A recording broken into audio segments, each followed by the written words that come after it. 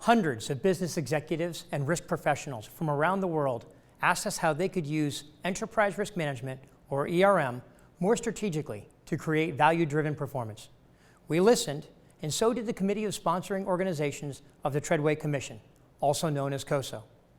They engaged us to update the ERM integrated framework to address how the alignment of risk, strategy, and performance could create unprecedented opportunity for optimal business performance. Originally issued in 2004 by COSO, the framework is one of the most widely recognized and applied enterprise risk management frameworks in the world.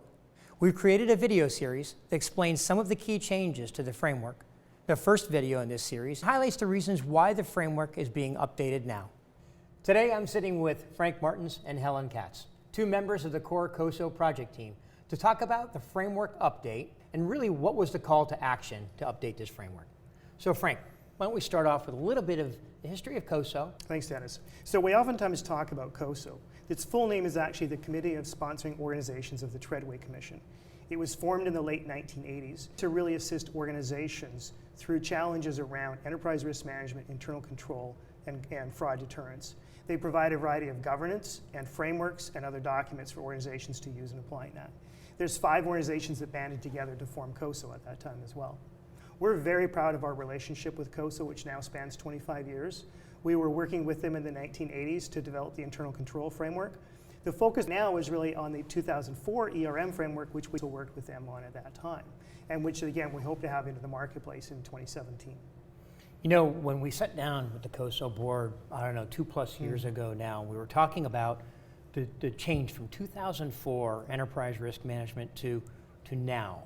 There's a pretty significant call to action. Why don't you talk a little bit about that conversation, about some of the important things that came up in the discussion? I think what we really heard and what we've really seen in the marketplace is that there's pace of change happening in risk, but we also saw a very significantly accelerated pace of change around risk management. Things that we talked about in 2004, which are still foundational, have really moved forward. So for instance, mobile technology we didn't have at that point. And what that's doing, for instance, is it's driving the conversation around risk and risk response, because people are looking for it earlier now. They're looking for organizations to be more agile and more adept at responding to risks earlier on than they have been in the past. So it's really important that the framework accommodate that. We also, though, recognize, because of that pace of change that's going on, that this isn't a framework that's just trying to catch up to where we are. We want it to be inspirational. We want it to live for the next 10 years. And so there's some ideas we have in the framework which maybe companies aren't yet doing, but we think they're going to move towards in the next couple of years. You know, that's been that tricky balance, hasn't it?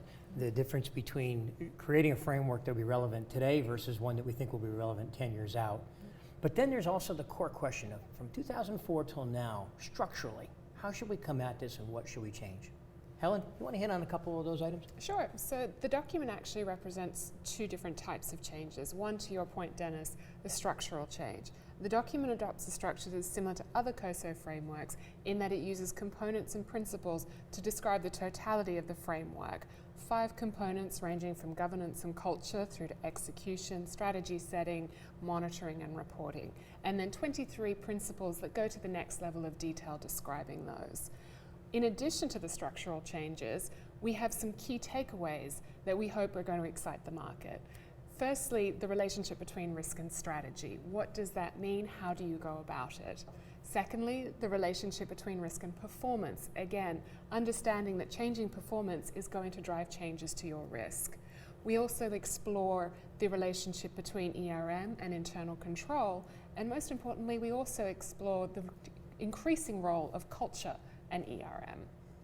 You know, these considerations are really important because, as we talked about a long time ago with the board, you know, we were trying to figure out what is that close connection between value generation and risk management. How does it not become a distinct activity, siloed, red, yellow, green, heat map, compliance oriented? How do we move it to something that is truly an add-on to the business, to improve decision making, to improve strategy setting, to think about how it steers culture?